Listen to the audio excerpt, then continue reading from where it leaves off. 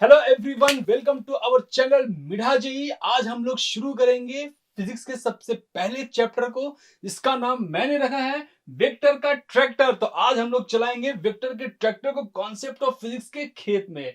ठीक है, तो ये चैप्टर शुरू करने से पहले मैं इसके बारे में एक बात बता दूं कि ये चैप्टर है बहुत ही ज्यादा इंपॉर्टेंट। ये इंपॉर्टेंट क्यों है? क्योंकि बिना इस चैप्टर के पढ़े हुए और समझे हुए हम लोग फिजिक्स की शुरुआत ही नहीं कर सकते हैं। फिर बोलोगे बच्चा लोग कि सर हम लोग 9th-10th में तो फिजिक्स पढ़े थे, लेकिन वहां तो ये चैप्टर नहीं पढ़ा था। तो हमने तो वहां तो शुरुआत की, लेकिन वो शुरुआत बेटा अधूरी थी। वो गलत नहीं था, वो अधूरा था। बिना वेक्टर चैप्टर के अगर हम फिजिक्स पढ़ते हैं तो वो अधूरा पढ़ते हैं, पूरा नहीं पढ़ते हैं। क्यों नहीं पढ़ते हैं? क्योंकि 9th-10th में बहुत सारे ऐसे फिजिकल क्वांटिटी थे जो वेक्टर थे, तुम्हें भी पता होगा वो वेक्टर थे। तो वेक्टर फिजिकल क्वांटिटी को डील करने के लिए हमें वेक्टर के कॉन्सेप्ट को जानना बहुत ज्यादा जरूरी है। बिना इसके हमारा काम नहीं चलेगा। ठीक है, तो चलो आओ उस अधूरे ज्ञान को यहाँ पे पूरा करते हैं। ओके, चलते हैं इसके सबसे पहले स्लाइड पे। और बेटा इस वेक्टर चैप्टर की इंपॉर्टेंस पूरे 2 साल हमें बने रहेगी। ऐसा नहीं है कि ये वेक्टर चैप्टर खत्म हुआ और इसकी इंपॉर्टेंस खत्म, इसको पूरा भुला जाना है, सब खत्म कर देना, ऐसा नहीं है। इसको पूरे 2 साल अपने साथ रखने। पूरे 11th के पूरे मैकेनिक्स में इसका यूज है, 12th में इलेक्ट्रोस्टैटिक्स में यूज है, लाइट वगैरह में भी थोड़े बहुत यूजेस इसके हैं। ठीक है, तो पूरे 11th और पूरे 12th तक हम इस सिंगल चैप्टर को बहुत अच्छे से संभाल के रखेंगे। अभी जानते हैं सबसे पहले फिजिकल क्वांटिटी के बारे में। ठीक है, तो फिजिकल क्वांटिटी के डेफिनेशंस के अकॉर्डिंग अगर हम लोग चलें तो उसमें कहा गया है a physical quantity is a property of a material और system that can be quantified by measurement. ठीक है, क्या है इसका इसका मतलब हम समझा देते हैं अभी क्या होता है ये। फिजिकल क्वांटिटी किसी भी मटेरियल और सिस्टम की वो प्रॉपर्टी है जिसको क्वांटाइज्ड कर देते हैं हम लोग आफ्टर मेजरमेंट। उसको मेजर करने के बाद उसको क्वांटाइज्ड कर देते हैं। ठीक है, या फिर हम लोग जनरल बात करें तो बोल सकते हैं कि जिसको हम मेजर कर सकते हैं, जो फिजिकल क्वांटिटी जिसको हम क्या कर सकते हैं, मेजर कर सकते हैं। तो फिजिक्स में ऐसे बहुत सारे फिजिकल क्वांटिटी है। इनफैक्ट सारे चैप्टर्स में हम लोग फिजिकल क्वांटिटी के ही बारे में पढ़ते हैं। डिफरेंट डिफरेंट चैप्टर्स में डिफरेंट डिफरेंट फिजिकल क्वांटिटीज आते हैं। ठीक है, तो उन सारे फिजिकल क्वांटिटीज को हम लोग वन बाय वन देखेंगे। ओके, फिलहाल यहां पे देख लेते हैं कि कितने तरह के फिजिकल क्वांटिटीज होते हैं हमारे पास।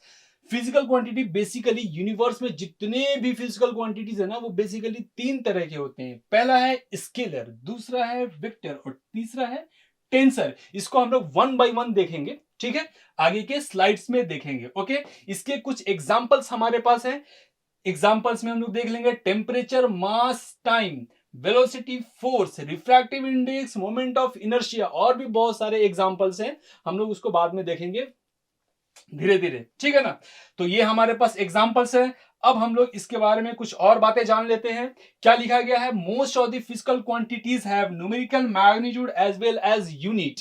तो बहुत सारे फिजिकल क्वांटिटी के पास क्या होगा? मैग्नीट्यूड होगा और यूनिट हो गया। लेकिन जरूरी नहीं है कि सारे फिजिकल क्वांटिटी के पास मैग्नीट्यूड और यूनिट दोनों हो। ठीक है, कुछ ऐसे फिजिकल क्वांटिटीज हैं जैसे कि रिफ्रैक्टिव इंडेक्स। अगर हम लोग बात करें किसकी? रिफ्रैक्टिव इंडेक्स की, तो रिफ्रैक्टिव इंडेक्स एक ऐसा फिजिकल क्वांटिटी है जिसके पास सिर्फ मैग्नीट्यूड होता है, उसका कोई यूनिट नहीं होता है। अब बोलोगे सर ये रिफ्रैक्टिव इंडेक्स अगर कोई फिजिकल क्वांटिटी है तो अभी हमने जैसा बोला, जैसा कि डेफिनेशन यहां पे लिखा है, ये किसी चीज को मेजर कर रहा होगा। सर ये किस चीज को मेजर करेगा? तो रिफ्रैक्टिव इंडेक्स मेजर करता है ऑप्टिकल डेंसिटी को। लाइट चैप्टर में हमने 10th क्लास में पढ़ा था इसके बारे में। ठीक है, अगर हमें याद होगा तो रिफ्रैक्टिव इंडेक्स मेजर करता है किसको? ऑप्टिकल डेंसिटी को, वो उसका मेजरमेंट है। लेकिन रिफ्रैक्टिव इंडेक्स के कोई यूनिट नहीं होते। क्यों नहीं होते? क्योंकि वो न्यूमरेटर डिनोमिनेटर में वो कैंसिल आउट हो जाते हैं। वो रेशियो है ना, तो जितने भी फिजिकल क्वांटिटी जो रेशियो होंगे उसका मैग्नीट्यूड होगा लेकिन उसका यूनिट नहीं होगा। ठीक है, इस बात को हम लोग ध्यान में रखेंगे। ये इस पे क्वेश्चंस पूछे जाते हैं, इसलिए मैं इतना बता रहा हूं इसके बारे में। ओके, तो ये पॉइंट भी हमने देख लिया। बढ़ते हैं इसके आगे के स्लाइड्स पे। अब हम लोग देखेंगे किसके बारे में? स्केलर के बारे में। तो एक स्केलर फिजिकल क्वांटिटी क्या होता है उसके बारे में पूरी डिटेल हम लोग यहां पे देखने वाले हैं। चलो, सबसे पहले देखेंगे कि स्केलर फिजिकल क्वांटिटी के पास होगा मैग्नीट्यूड एंड यूनिट, उसका कोई डायरेक्शन नहीं होगा। कहने का मतलब है कि सर स्केलर फिजिकल क्वांटिटी के पास सिर्फ मैग्नीट्यूड होगा। मैग्नीट्यूड होगा तो यूनिट तो होगा ही, जरूरी नहीं कि हमेशा, अभी हमने बताया। लेकिन इसका डायरेक्शन नहीं होगा। क्या नहीं होगा? इस पे हम लोग ध्यान देंगे। स्केलर फिजिकल क्वांटिटी का डायरेक्शन नहीं होगा। क्यों नहीं होगा स्केलर फिजिकल क्वांटिटी का डायरेक्शन? क्या हमारे मन पे है, हम जिसको चाहे डायरेक्शन दे दे, जिसको चाहे जिससे चाहे डायरेक्शन छीन ले? ऐसा नहीं है, इसके कुछ लॉजिक्स है। उस लॉजिक को भी हम लोग समझेंगे कि स्केलर फिजिकल क्वांटिटी के बाद डायरेक्शन क्यों नहीं होता है। ठीक है, चलो आगे देखते हैं। इसके बाद इसके कुछ एग्जांपल्स होंगे हमारे पास। स्केलर क्वांटिटी एग्जांपल्स होंगे, मास होंगे, स्पीड होंगे और डिस्टेंस होंगे। तो हमारे पास इतने कुछ एग्जांपल्स हैं। अगर हम लोग इसमें बात करें तो हम देख सकते हैं किसके बारे में, मास के बारे में। ठीक है, कोई ऑब्जेक्ट है जिसकी मास सपोज करो 4 kg है। कितना है? 4 kg है। तो यहाँ पे जो 4 होगा वो उसका मैग्नीट्यूड होगा और जो केजी होगा वो उसका यूनिट होगा। ये तो हमें अच्छे से मालूम है। अगर हम किसी और स्केलर क्वांटिटी की बात करें जैसे टाइम, ठीक है, टाइम को हम लोग क्या बोलते हैं? 4 सेकेंड, 5 सेकेंड, 10 सेकेंड। तो 10 क्या हो जाएगा? उसका मैग्नीट्यूड हो जाएगा। और सेकेंड क्या हो जाएगा? यूनिट। किसका? टाइम का यूनिट। तो डिफरेंट फिजिकल क्वांटिटीज के डिफरेंट यूनिट होते हैं। मैग्नीट्यूड सबका इधर उधर सेम हो सकता है, उसमें तो कोई समझने वाली बात नहीं है। तो सिंपल चीजें आसानी से हमें समझ में आ रहा है। ठीक है, चलो नेक्स्ट चलते हैं। इसमें हमारे पास कुछ स्पेशल एग्जांपल्स भी हैं। स्केलर क्वांटिटी की कुछ स्पेशल एग्जांपल है। ये सिंपल एग्जांपल, ये आमतौर पे सारे लोगों को, सारे बच्चों को पता होता है। ठीक है, ये कुछ स्पेशल एग्जांपल्स हैं किसके?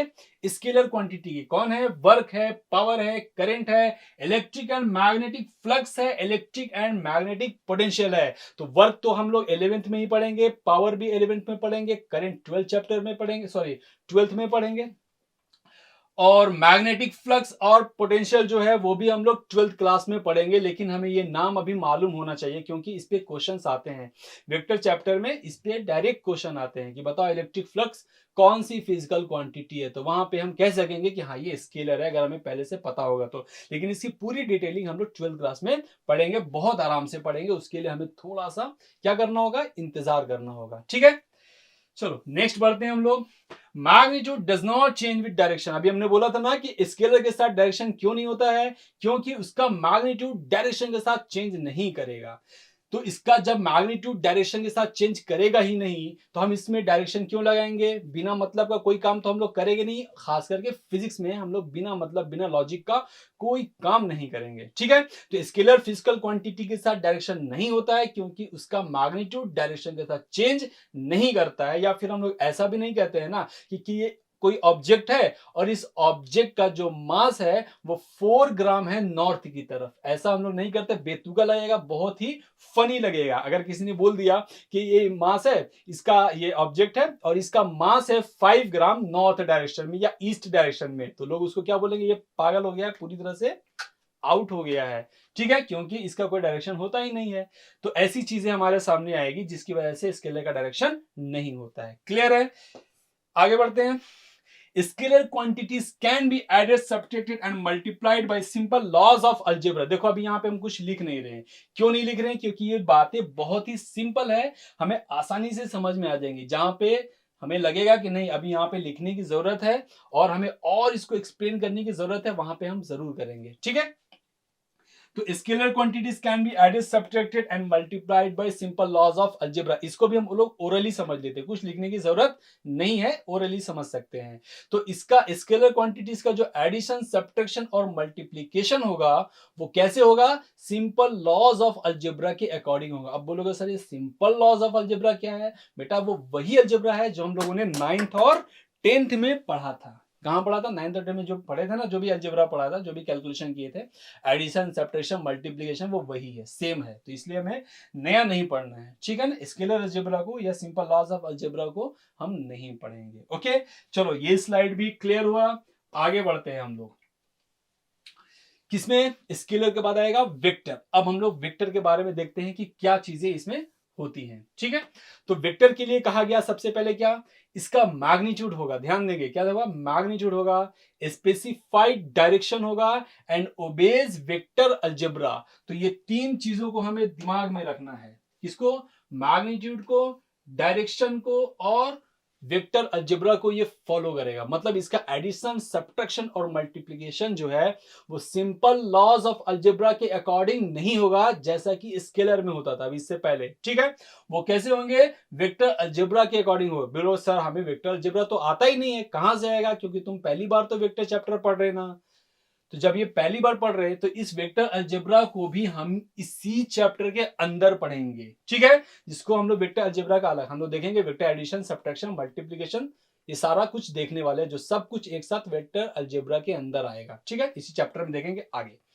तो हम बोल सकते हैं कि वेक्टर क्वांटिटी क्या होगा, वेक्टर क्वांटिटी वो क्वांटिटी होगा जिसके पास मैग्नीट्यूड, स्पेसिफाइड डायरेक्शन और वेक्टर अलजेब्रा को फॉलो, ये तीनों चीजें होनी चाहिए। कुछ ऐसे फिजिकल क्वांटिटी भी हमारे सामने है जिसके पास मैग्नीट्यूड है, डायरेक्शन भी है, लेकिन वो वेक्टर अलजेब्रा को फॉलो नहीं करते हैं, तो क्या वो कहलाएंगे vector algebra, sorry vector quantity कहलाएंगे? नहीं, वो बिल्कुल वेक्टर क्वांटिटी नहीं कहलाएंगे अगर वो इसने तीसरे वालों को फॉलो नहीं कर रहा है। अगर वो वेक्टर अलजेब्रा को फॉलो नहीं कर रहा है तो उसको हम लोग वेक्टर क्वांटिटी नहीं कहेंगे, ठीक है,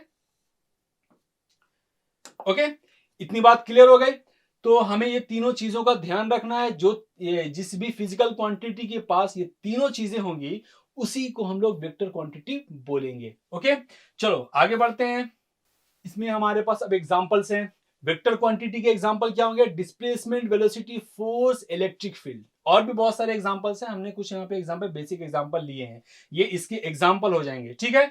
अगर हम लोग बात करेंगे वेलोसिटी की, मान लो किसी पार्टिकल की वेलोसिटी के बारे में बात कर रहे हैं तो हमें कैसे उसको बोलना है। देखो, वेलोसिटी 5 मीटर पर सेकेंड किसी पार्टिकल की नॉर्थ डायरेक्शन में है, कोई पार्टिकल की वेलोसिटी 5 मीटर पर सेकेंड किधर है?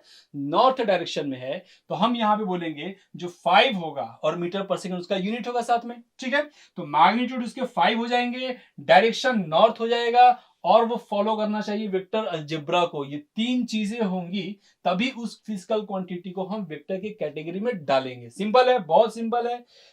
तो वेक्टर अलजेब्रा में क्या आ जाएगा हमारे पास? एडिशन आ जाएगा, सब्ट्रैक्शन आ जाएगा, डॉट एंड क्रॉस प्रोडक्ट आ जाएंगे, जो हम लोग आगे पढ़ेंगे। ये मल्टीप्लीकेशन बोलते हैं वेक्टर का, ठीक है। तो इतनी सारी चीजें देख ली हमने। मैग्नीट्यूड चेंजेस विद डायरेक्शन, तो वेक्टर का जो मैग्नीट्यूड होगा ना वो डायरेक्शन के साथ चेंज करेगा, इसी वजह से हमने मैग्नीट्यूड के साथ डायरेक्शन भी लगा है रखा है, ठीक है ना। तो वेक्टर क्वांटिटी में जो डायरेक्शन हमारे पास होता है वो इसलिए होता है क्योंकि उसका मैग्नीट्यूड डायरेक्शन के साथ चेंज करता है, मतलब उसके मैग्नीट्यूड पे डायरेक्शन का असर होता है। तो जब असर होगा तो हम उसके इस इफेक्ट को इग्नोर नहीं करेंगे, हमें इसको भी देखना पड़ेगा, इसको एनालाइज करना होगा, ठीक है। स्केलर में ऐसा नहीं होता था, इसलिए स्केलर के साथ डायरेक्शन नहीं होते। कई बार बच्चों के दिमाग में ऐसा आता है कि सर स्केलर के साथ डायरेक्शन क्यों नहीं है, वेक्टर के साथ डायरेक्शन क्यों है? क्या आपने घर से लगाया? हमने अपने घर से लगाया, तो बेटा ये घर की खेती तो है नहीं, ये तो नेचर है, ठीक है। नेचर जैसा बोलेगा हमें उसी के रास्ते पे चलना है, हम अपने मन से कुछ भी काम नहीं कर सकते हैं, ठीक है। इसीलिए स्केलर के साथ मैग्नीट्यूड नहीं है और वेक्टर के साथ, सॉरी स्केलर के साथ डायरेक्शन, नॉट मैग्नीट्यूड, स्केलर के साथ डायरेक्शन नहीं है, वेक्टर के साथ डायरेक्शन है, क्योंकि उसका मैग्नीट्यूड क्या होता है? डायरेक्शन के साथ चेंज करता है। अब मैं ये बता दूं कि ये लाइन इतना ज्यादा इंपॉर्टेंट है। कौन सा लाइन? ये वाला लाइन। ये लाइन इतना ज्यादा इंपॉर्टेंट है, अगर ये लाइन नहीं होता, कौन सा line? Magnitude changes with direction, ठीक है। अगर ये लाइन नहीं होता तो ये पूरा चैप्टर ही नहीं होता। बिल्कुल सही बात मैंने बोला है। अगर ये सिंगल लाइन नहीं होता तो ये पूरी चैप्टर की बुनियाद ही नहीं होती। क्यों नहीं होता? जब किसी का मैग्नीट्यूड डायरेक्शन के साथ चेंज करता ही नहीं तो हम वेक्टर को लाते ही क्यों वहां पे? फिर तो सारा काम स्केलर से हो जाता हमारे पास, जो हमने पहले से भी पता है, हमें अच्छी तरह से आता है सब कुछ। तो ये लाइन जो सिंगल लाइन है ये पूरे चैप्टर की बुनियाद है, और ये लाइन यहाँ पे खत्म नहीं हो जाता है। इस सिंगल लाइन को हम अभी पूरे चैप्टर में समझेंगे, पूरे चैप्टर के थ्रू इस सिंगल लाइन को हम समझते रहेंगे, ठीक है। हम वहां पे पॉइंट आउट भी करेंगे कि देखो बेटा यहाँ पे वेक्टर है, ये वेक्टर है और इसका मैग्नीट्यूड डायरेक्शन के साथ चेंज कर रहा है, वो तुम्हें फील होगा, वो तुम देख पाओगे, ठीक है। तो हम आगे इसमें और बातें इसके लिए आगे करेंगे, ठीक है। चलो नेक्स्ट हम लोग चलते हैं किधर? नेक्स्ट स्लाइड पे चलते हैं और नेक्स्ट स्लाइड में समझेंगे टेंसर क्वांटिटी के बारे में। टेंसर के बारे में, स्केलर समझ लिया, वेक्टर समझ लिया, सर ये टेंसर क्या होता है? टेंसर को भी हम बहुत आसानी और अच्छे से देख सकेंगे, ठीक है। तो टेंसर के बारे में बोला गया है, देखो टेंसर के बारे में भी तीन बातें यहाँ पे लिखी गई है, ठीक है। Neither a scalar nor a vector, ये ना स्केलर होगा ना वेक्टर होगा, तभी तो तीसरा कैटेगरी बनाया है, सीधी बात है, ठीक है, तभी तो तीसरा कैटेगरी बनाया है। Magnitude changes with different orientation, इस टेंसर क्वांटिटी का मैग्नीट्यूड ओरिएंटेशन के साथ चेंज करता है। यहाँ पे हमने डायरेक्शन नहीं लगाया क्योंकि वेक्टर में डायरेक्शन लगाया था, ये थोड़ा सा अलग होता है, समझने का बस ये है, ठीक है ना।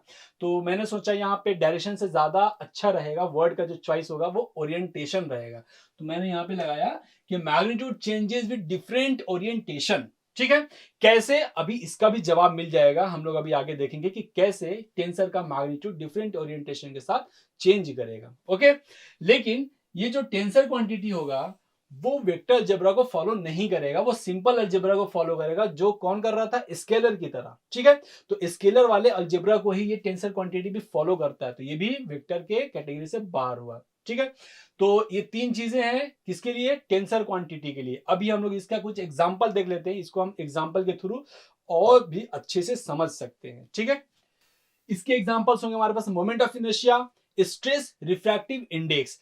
मोमेंट ऑफ इनर्शिया अभी हम नहीं समझ सकते हैं क्योंकि ये 11th क्लास में रोटेशनल चैप्टर में जो अभी हमने नहीं पढ़ा है। ठीक है, 9-10 में भी नहीं पढ़ा था, तो इसको अभी रहने देते हैं। बस हमें याद रख लेना है कि मोमेंट ऑफ इनर्शिया क्या है, एक टेंसर क्वांटिटी है।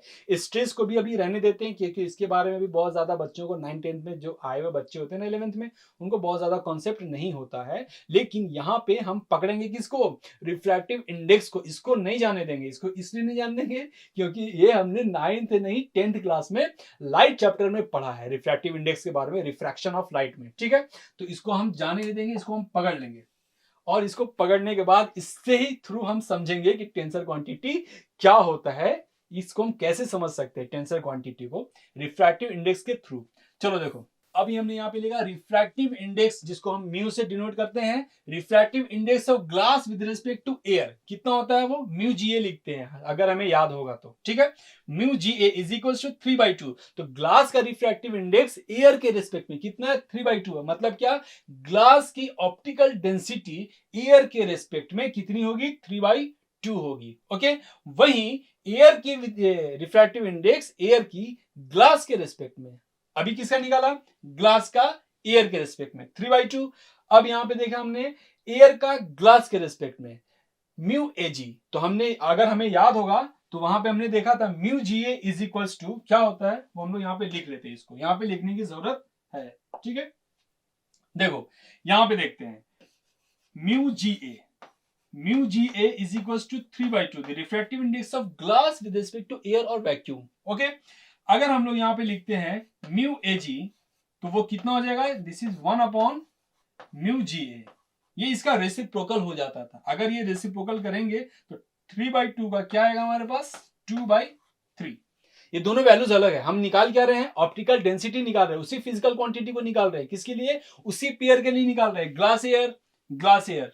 ठीक है, तो पूरा सिस्टम भी हमारे पास वही है और फिजिकल क्वांटिटी भी वही है, लेकिन इसकी वैल्यू अलग अलग आ रही है। ओरिएंटेशन, डिफरेंट ओरिएंटेशन लिखा था मैंने, डिफरेंट ओरिएंटेशन। तो डिफरेंट ओरिएंटेशन में एक ही फिजिकल क्वांटिटी की वैल्यू एक ही पेयर ऑफ मीडिया के लिए अलग अलग आ रही है, अलग अलग है, इसका 3/2, इसका 2/3, दोनों वैल्यू अलग है। तो इस तरह से हम समझ सकते हैं कि टेंसर क्वांटिटी का जो मैग्नीट्यूड है वो डिफरेंट ओरिएंटेशन में चेंज होता है, लेकिन इसका एडिशन और सब्ट्रैक्शन और multiplication scalar algebra, that is simple laws of algebra के अकॉर्डिंग ही होगा। ठीक है, इसमें वेक्टर लगाने की जरूरत नहीं, इसलिए क्या हो जाएंगे, टेंसर क्वांटिटी। अब हमें लगता है कि थोड़ा बहुत टेंसर क्वांटिटी हमें समझ में आ गया है।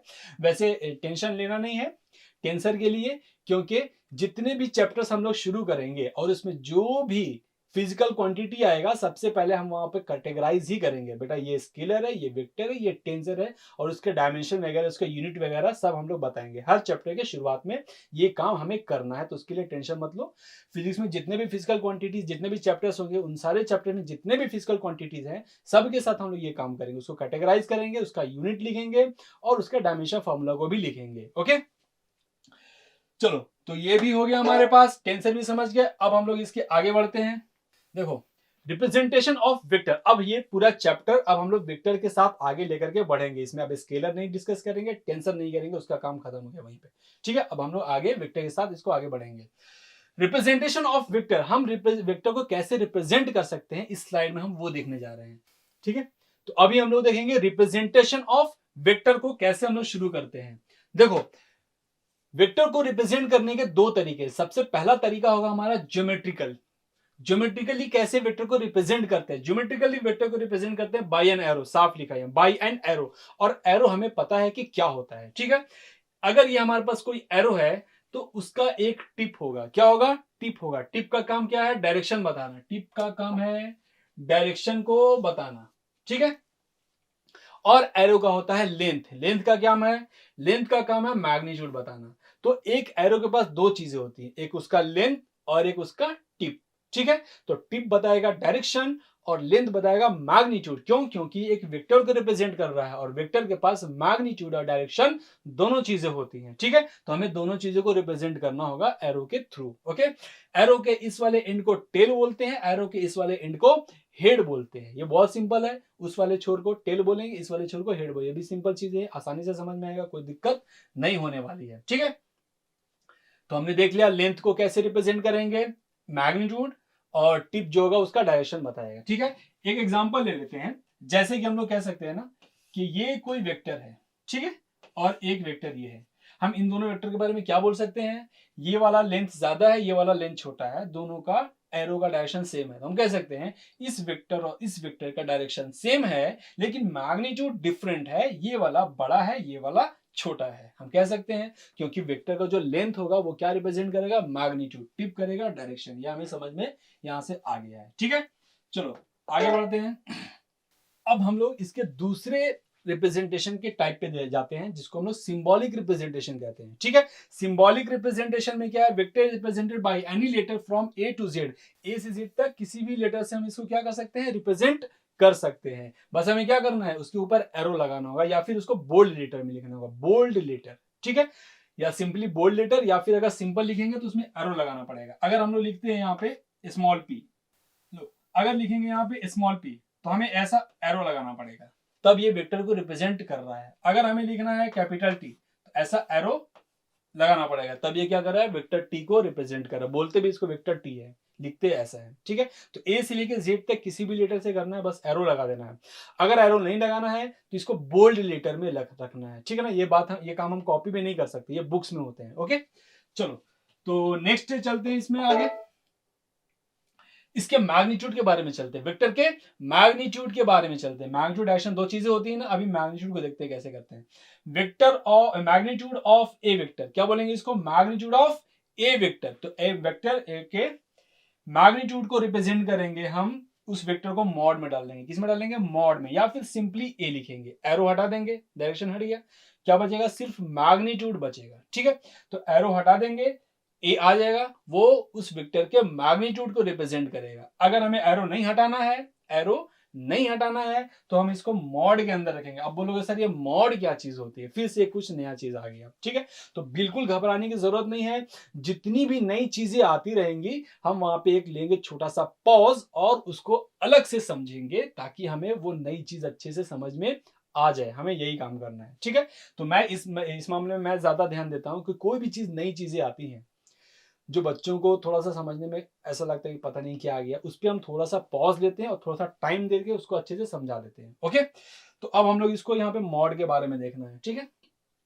देखो इस मॉड के लिए हम लोग ये कह सकते हैं, ये दो लाइन होती है, ऐसी दो लाइन होती है, इसको मॉड बोलते हैं, मॉड्यूलस बोलते हैं इसका।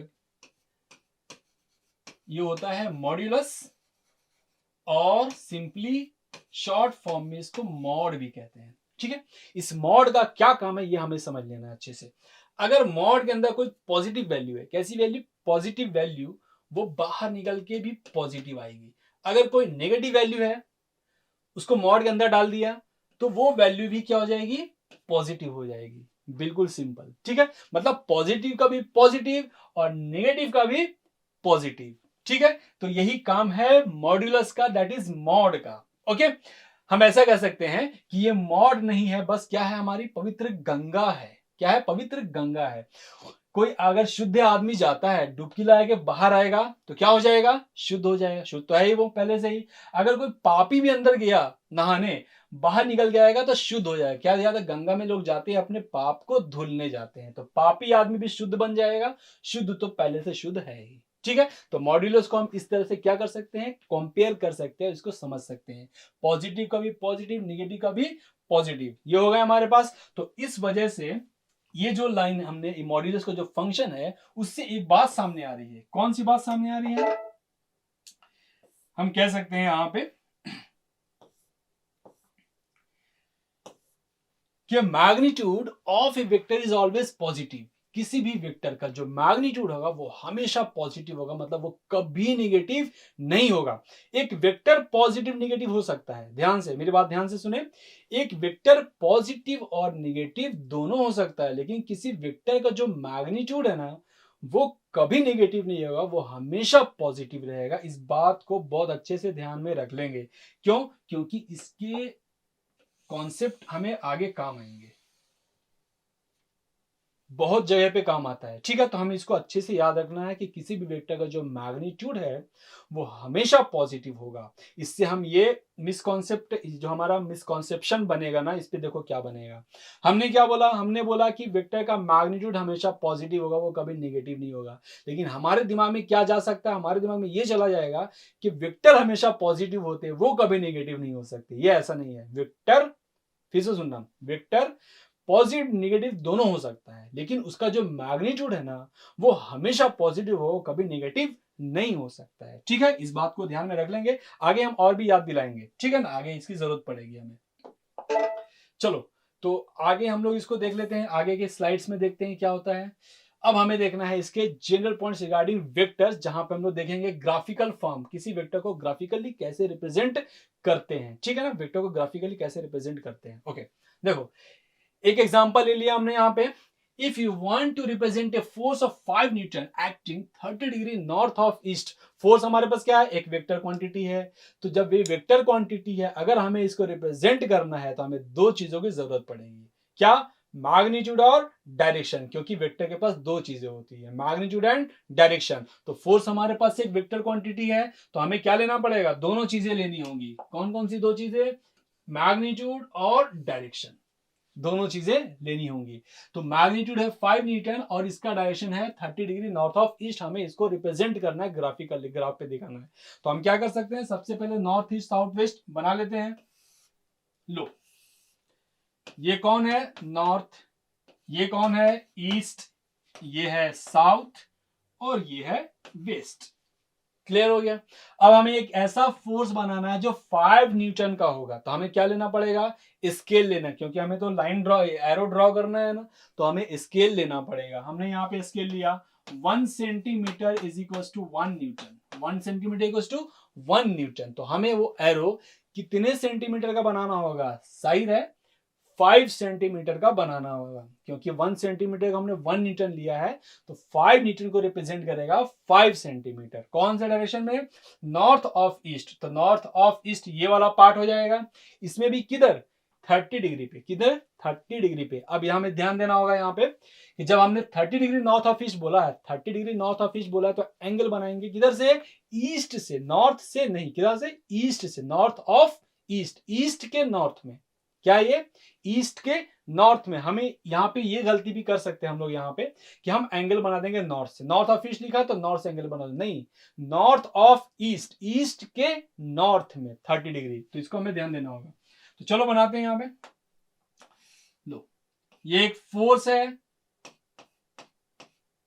वेक्टर फॉर्म में लिख दिया है, एफ वेक्टर। ठीक है, इसका मैग्नीट्यूड कितना है? 5 न्यूटन। ओके, डायरेक्शन क्या होगा? 30 डिग्री नॉर्थ ऑफ ईस्ट। अभी हमने बताया ना 30 degree north of east. Angle बनाएंगे किधर? ईस्ट से, नॉर्थ ऑफ ईस्ट। अगर ये ईस्ट ऑफ नॉर्थ होता, ईस्ट ऑफ नॉर्थ, अब ये नॉर्थ से एंगल बनाते हैं हम लोग। ठीक है, तो ईस्ट से 30 डिग्री हो जाएगा तो नॉर्थ से 60 हो जाएगा। ये छोटी सी गलती हमें पूरे क्वेश्चंस, हमारे पूरे क्वेश्चंस को गलत कर सकती है, ये छोटा सा मिसकॉन्सेप्शन। तो हमें इसको भी ध्यान देना होगा। जो बातें ध्यान देने वाली है हम वहां पे फोर्स कर रहे हैं, वहां पे हम थोड़ा अच्छे से समझा पा रहे हैं। ठीक है ना, कि बेटा देखो यहाँ पे तुम गलती कर सकते हो, इससे हमें क्या करना है? थोड़ा सा ब्रेक लेना है, पॉज लेना है और उसको अच्छे से समझना है। ओके, तो ये हमने यहाँ पे रिप्रेजेंट कर लिया। अभी तुम्हारा ये होमवर्क है, तुम लोग हमें कमेंट सेक्शन में लिख के बताओ कि सर 10 न्यूटन का फोर्स 60 डिग्री कितना? South of west, south of west में हमें इसको रिप्रेजेंट करके दिखाना है। देखो, इसको बनाओ और अपने पिक्चर को हमें टैग करके बताओ, कमेंट सेक्शन में बताओ कि इसका क्या रिजल्ट आएगा। अगर हमने देख लिया है तो ये सही कर पाते हैं तो इस कॉन्सेप्ट को भी हम लोग यहाँ पे समझ चुके हैं कि किसी भी वेक्टर्स को ग्राफिकली कैसे रिप्रेजेंट करेंगे। और जरूरी नहीं है कि यहाँ पे हम फोर्स को ही सिर्फ रिप्रेजेंट करेंगे, जितने भी वेक्टर क्वांटिटी है ना सभी को इस तरह से रिप्रेजेंट कर सकते हैं। हम वेलोसिटी को भी कर सकते हैं, हम डिस्प्लेसमेंट को भी कर सकते हैं, हम एक्सेलरेशन को भी कर सकते हैं। हमने अभी यहाँ पे फोर्स लिया है, किसी को भी ऐसे ही करेंगे, बस वहां पे क्या कर लेंगे, फोर्स है तो एफ से डिनोट करेंगे, वेलोसिटी है तो वी से करेंगे, एक्सेलरेशन है तो स्मॉल ए से करेंगे। ओके, इलेक्ट्रिक फील्ड है तो कैपिटल ई से करेंगे, उसका रिप्रेजेंट करने का वो सब तरीका है। ठीक है, तो यहाँ पे आप ये इस लेक्चर को हम लोग क्या करते हैं, एंड करते हैं। इतने कॉन्सेप्ट आज के लिए काफी होंगे बेटा, इसको बार बार देखना इस वीडियोस को और अच्छे से समझना, बहुत अच्छे से कॉन्सेप्ट को देखना। वैसे बहुत ज्यादा कुछ तो आपने हमने पढ़ाया नहीं, लेकिन बेसिक चीजें ही बताई, लेकिन हम हमारे पास अभी भी याद करने को ना बहुत सारे कॉन्सेप्ट आ गए हैं। ठीक है, तो इसको हम अच्छे से देखेंगे और इंतजार करेंगे हमारे दूसरे वीडियो का, जिसमें हम और भी ढेर सारी रोमांचक चीजें देख सकते हैं वेक्टर के बारे में। ठीक है, तब तक के लिए करिए पढ़ाई और करिए एंजॉय और करिए हमारे वीडियो का इंतजार। Okay okay, bye, take care.